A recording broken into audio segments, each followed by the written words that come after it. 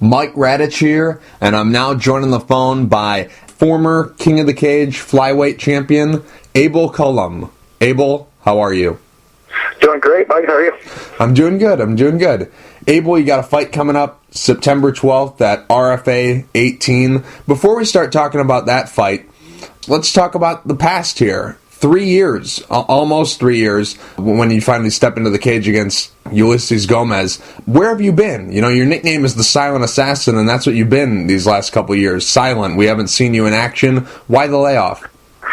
Well, I've been in action just in other fields. I was a police officer here in my home state of New Mexico.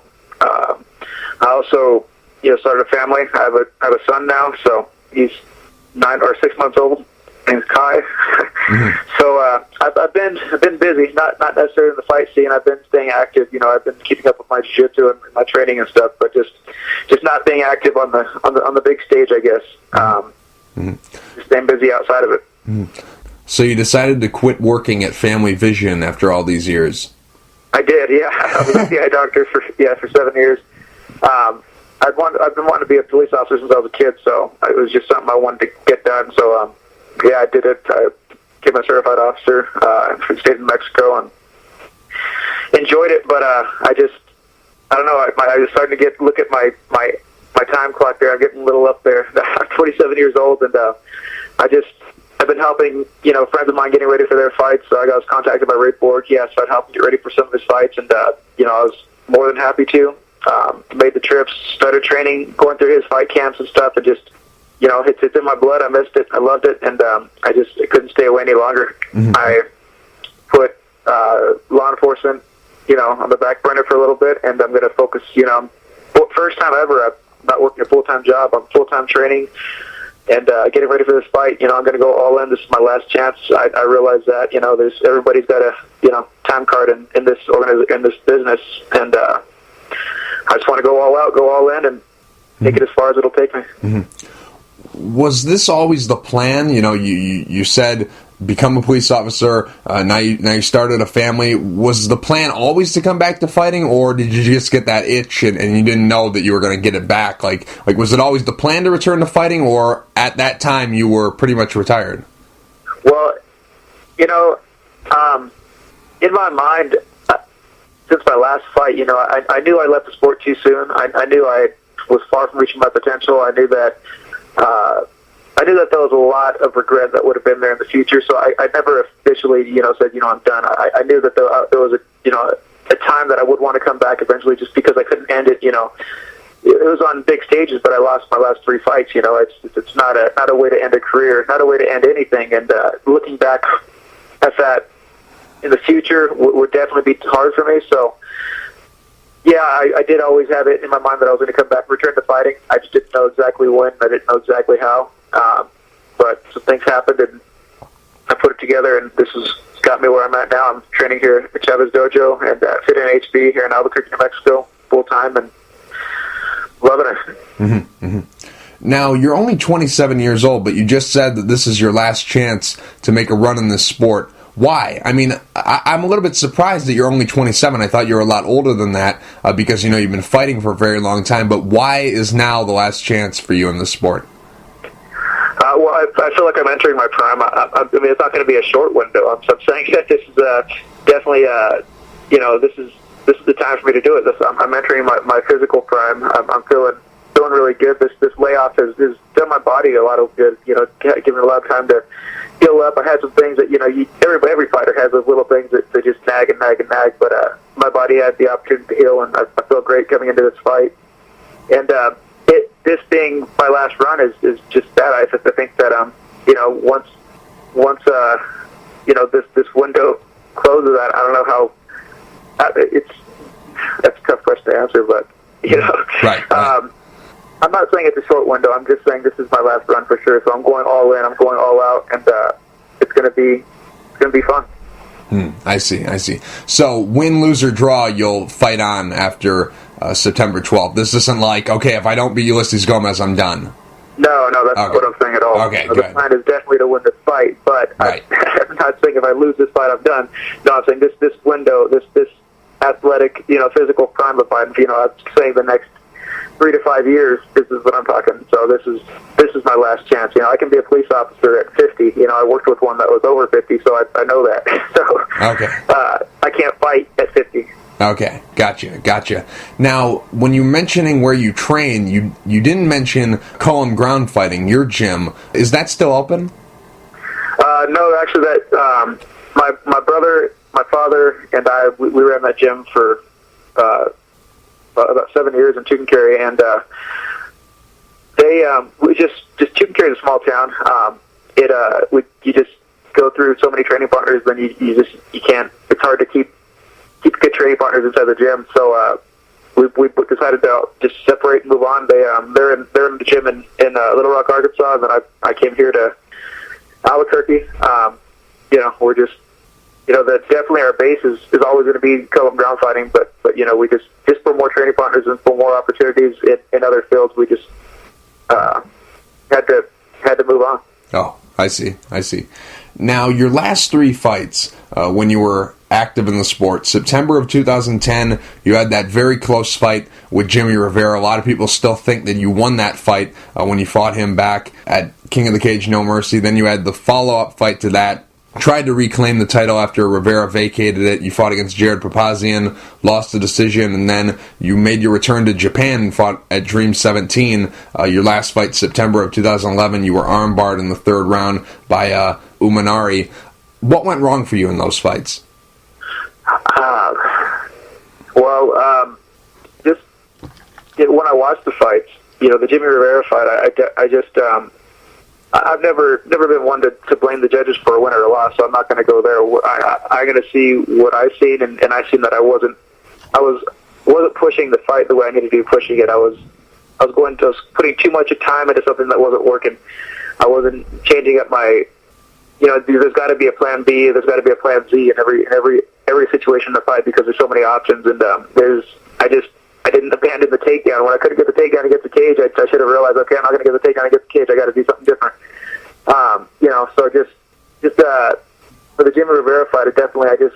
I just went in there kind of one-track minded, I guess, and it just wasn't coming together for me, I guess. And I definitely have worked a lot on wrestling since then, and it's just then the Papazian fight. So that one was another decision. It was just again not just getting stuck in ruts within a fight, I guess is the only way I could describe it. And I've always been really good at going with the flow, going with the change and rolling with the punches and stuff in fights. But for some reason, in those 2 fights, I got stuck in this this one track mind. So really made it difficult for me to obviously for me to get the win because I didn't obviously. So and in the judge's eyes, I definitely lost the fight because I wasn't in control of the fight enough, I guess, for them. Right. Did the Rivera fight have any effect on the Papazian fight? Because, the Rivera fight was kind of a shocking moment because, you had been so dominant in King of the Cage, you had defended the belt multiple times, and then you lost. Did you feel a sense of, pressure, or I don't know what the right term is, but did you feel like you had to do something amazing to get your belt back against Papazian? The pressure was definitely there, I was a 5-time King of the Cage world champion, and losing that title definitely, it definitely changes the way you changes the way you train, changes the way you think, and I wanted it back. I wanted it bad, and it just again, I guess maybe the pressure is what possibly changed. What happened in that fight. I guess you can say that. Mm-hmm. And now the Omanari fight. That fight that was a long story. That one we just. Everything was going good. I slipped up in the round 2. I threw the same sloppy low kick, not protecting myself twice. He saw it the first time and countered the second time, and I got caught with that. I believe it was a straight right, and then went for the takedown immediately because I knew that he caught me pretty good, and then it just. Imanari's tricky, man. He's quick, he's slick, and tangled me up with that nice armbar real fast, and yeah, next thing you know, I was looking at my elbow through the front. Right. Now, we touched on it earlier, the hiatus from the sport. You mentioned that police officer, family, all that stuff. But you had never suffered a multiple fight streak like this. When you had losses in the past, like to Wilson Hayes, you came back and you won some fights. Then when you lost to Hideo Takaro, you won 3 fights after that. Like, you never had this losing streak. Yeah. You always came back and always looked better than you did before you suffered the loss. Now you fall on this 3-fight losing streak here. What did that do to you? Confidence-wise, mentally, all that stuff, when you suffered 3 fights in a row, never tasted that before. Definitely, it definitely got me to where I knew I needed to go back to the drawing board and figure some things out, and then just like you said, every single fight that I've lost, I've come back better. Losing 3 fights, I'm going to come back 3 times better 3 years later against, better competition, and I've worked on all the things that I've always wanted to work on. I feel really sharp for this fight. I definitely got a lot more improving to do in every aspect of my game, but what I've improved on is definitely, I think, going to make a difference in this fight, because this 3-year hiatus makes it perfect for me, because nobody knows what to expect in this fight. Nobody knows, they can't watch film and be like, oh yeah, he does this all the time, or oh, he does this all the time. It's going to be, it's like a whole new fighter. So I think that's what you can expect. Same excitement, same energy, always entertaining, but just 3 years later, just that much more time to improve and to heal up, and I feel great coming into this fight, like I said. Mm-hmm. Will your cowboy hat be returning? Because I noticed on the RFA poster you weren't wearing it. Yeah, I was disappointed, man. I took more pictures with my cowboy hat than without for that photo shoot. Yeah, I guess they wanted to show off my little blonde streak rather than my cowboy hat. But yeah, it will be returning. That's been with me since 2005, my very first fight. I've had that cowboy hat, and it's been from all over the country and all over to Japan, and yeah, it's going to be returning to the cage, yes sir. Okay, good. Whew. I'm worried over here. I was worried. I'm like, whoa, what's going on here? I've never seen you on a poster without your cowboy hat, and now all of a sudden it's changing up. I'm like, what happened over the course of these 3 years? So I'm relieved now. I have to admit I was surprised too. But, it'll be with me. Right. You have one of the best entrances I've ever seen for the Dream organization. I can't remember. It was either when you fought at Dream 7 or Dream 9. Maybe you can fill me in, but you come down the ramp, you have the cowboy hat, I believe you have the New Mexico state flag wrapped around you like a cape, and then you have the 6-shooter. Was that Dream 7 or Dream 9? Yeah, that was Dream 7. Yeah, I had a little 6-shooter going on, yeah. That was awesome. That was great. I love that. Thank you. Yeah, that's I definitely have fun, that's for sure. Yeah, absolutely. That was great. And then I was really worried when I didn't see the cowboy hat on the poster. But anyways, you mentioned the layoff, and some people say that that's not a good thing. You're going to have to deal with ring rust and all this stuff that comes with the long layoff. But I just saw a fight the other day with Tamden McCrory. He took 5 years off, and he just knocked out Brennan Ward in Bellator. And Brennan Ward, his last fight, he fought Alexander Shlemenko for the title. So,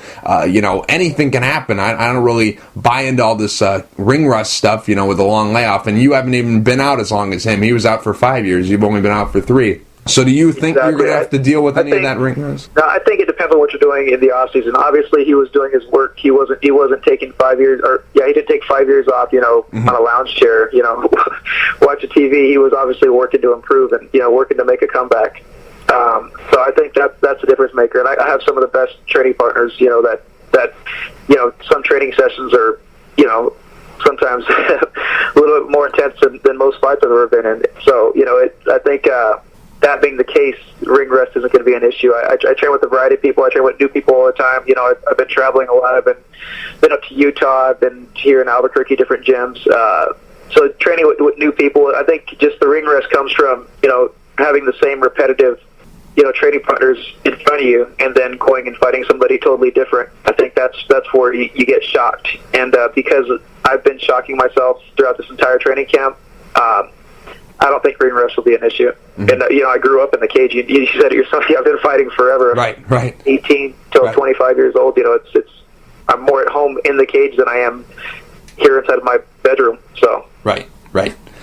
Now, RFA, obviously they're a very big show. They're a known feeder to the UFC. That's their business model. They want to get guys into the UFC. That's what they said their goal is to do. And obviously what they've done over the last year or two has proven that's their model. They've gotten a bunch of guys to the big show. So I'm just curious, a 3-year layoff, how does this deal all come together with RFA? There's a lot of guys out there who, are constantly emailing Ed Soares, who fought, maybe a month ago, and they can't get into RFA. So how did this deal all come together with RFA? It comes from, I think, my loyalty to my training partners and people that I know. They've seen me in the gym. They've seen me, hungry for a fight. And, did NHB's Tom Vaughn, he called and offered. He's like, hey, man, I got something in the works here, and if you're interested, let me know. And I turned down a few other fights because I gave him my, verbal obligation that I would definitely love to fight for an organization in New Mexico. At that point, we weren't allowed to say who or what, but I said, yes, sir. And, it ended up being RFA 18 here in Albuquerque, New Mexico Convention Center against Ulysses Gomez, and I'm blessed. I'm honored. I'm really appreciative of RFA and Tom Vaughn for keeping me on their mind and giving me this opportunity. Mm-hmm. Now, when were you actively searching for fights? How long ago was that? Obviously, you have this fight coming up on September 12th for RFA, but before that, when were you saying to people, hey, I'm looking for something. If you hear about something, come to me with it, or emailing this guy or calling that guy? When did you start searching? Well, actually, I started training. People seen me training, and people, like, everybody. I mean, my first few weeks back, when I took full-time training, first few weeks back, people were seeing me, doing decent against guys that are decent, decent right. fighters. And they're like, dude, man, you got to fight again. What are you going to fight? And I'm just like, I've nothing set up, but I'd love to fight. I never started just saying, I never started calling or doing anything like that. I just started training and doing my work in the gym, and then the opportunity came to me. This was, I want to say, back in April. When we started talking about it, April of this year. That the fight, something really coming together came about. Just curious, because you were the face of King of the Cage for a while there. You're always the front and center guy on the poster. You were their champion 5 times. You defended the belt. Were they contacting you about fights over the course of this 3 years? I'm not sure about the whole around April and May, after I had already talked to another organization. I was contacted about a fight, King of the Cage, but because I'd given a verbal obligation to take the fight with RFA, is why I was I had to decline. You're fighting Ulysses Gomez on September 12th. What are your thoughts about him as an opponent? I think it's a great opponent. A lot of people don't know this yet, but I plan on dropping to 125 after this fight, and because he has fought at 125, within the last few years, this is a good opponent for me. That way, I know he's not a big 35er, so I'm prepping my body now for the 25 cut after this fight, and his jiu-jitsu matches up great with mine. I think we have similar styles based on the way I used to fight and the way he fights. So I think it's a good matchup all around. I think RFA did really good in this matchup, and I think it's going to be a good show. Mm-hmm. With you being out of the sport for 3 years and your footage being 3 years old, or maybe older, who knows, you might be looking at some King of the Cage fights that are from like 2009 or 2008. I don't know what he's been watching, but your footage is very outdated. With that being on the table, what do you think his camp is telling him to do against you in this fight? I'd say probably telling him to just weather the storm, avoid the takedowns, and keep me on the outside is all I could think. Based on my old fights, that's my game plan to beat myself when I watch my old fights. Mm-hmm. And so I've trained everything to work around everything, everything like that. I'm my biggest critic, so I think that's how I would beat Abel Cullum as of 2010 prior. Mm-hmm.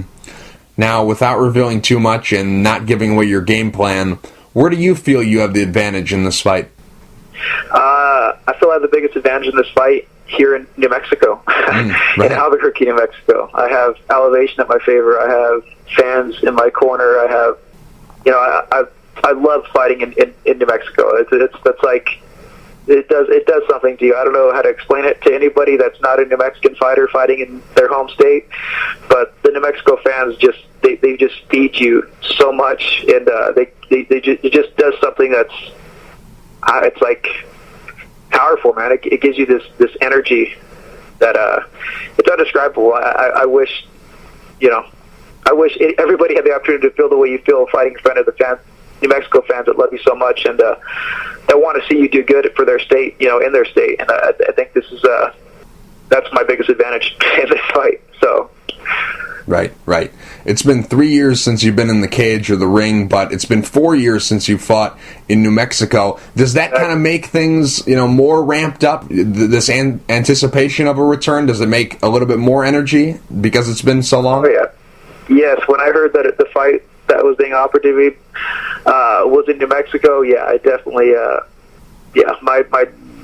so excited. I love fighting in New Mexico. I was so excited for that opportunity, and I'm glad it's just around the corner. It's coming up Friday night. It's going to happen. So yeah, it definitely adds to my excitement. I love to fight. Like I said, inside the cage is my home, and getting to do it in my home state is just that much better. Right. Now, I'm just curious, how different is your preparation now as opposed to 3 years ago? What are you doing differently, whether it's mentally or physically, the week of a fight to get ready for fight night? Is it different? Is it the same? What's going on? There's huge differences. I think the biggest difference is my maturity level. Obviously, I'm 27 years old. I have a son. I've got I have a lot more to fight for. I have,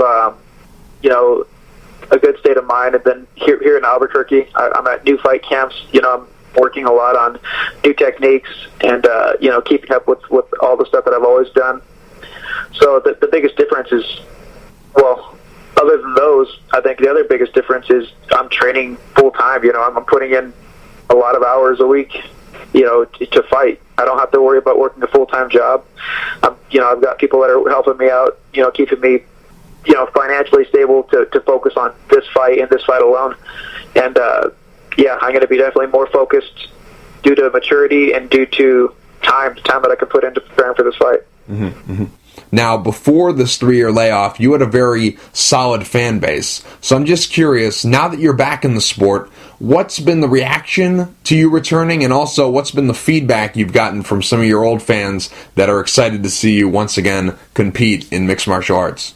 There's been a lot, and especially, as a police officer, it's funny, I pull somebody over and the first question is, oh man, when are you going to fight again? They're not even worried about citation, they're worried about when I'm fighting next. So, yeah, it's, the fan support, I go out in Albuquerque, I see people like, hey man, what do you, this and that, and before I was like, oh, I'm not sure, but it's the feedback's been great since I could tell them a date. I'm like, oh yeah, I'm fighting, September 12th. RFA, I'll be fighting here in Albuquerque, or I'll be fighting in Albuquerque. So people, yeah, definitely over the last 3 years to now, it's been great. Everybody, I don't know if it's my ears or what, but everybody knows that I fight. Right. They want to know when I'm fighting next. Right. Have you ever pulled someone over and then the person that you pulled over recognized you and then you let them go since they knew who you were? Anything like that? Oh yeah, if they know who I am, I let them go. That's it. No, that's not the case at all, man.